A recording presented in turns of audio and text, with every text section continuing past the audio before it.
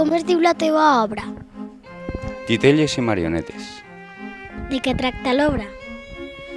Bé, és un recull d'esquets, de números, on tractem de fer participar al públic de les diferents tècniques de manipulació de titelles, contem alguna petita anècdota del que és el treball de titellaire. Fins a quan estarà l'obra?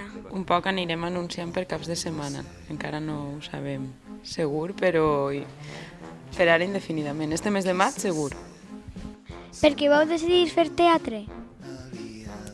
És que fa tants anys que ja no me'n recorde. Portem ja quasi 30 anys dedicant-nos al teatre. De qualsevol persona?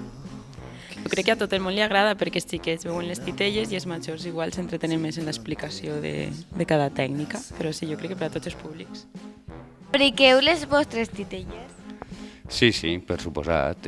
Ahir tenim el taller al costat del teatre i ahí és on imaginem els personatges i els construïm amb els materials, amb la fusta, el cartró.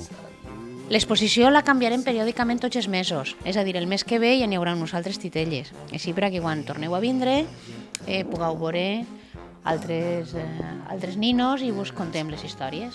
Pues això és tot.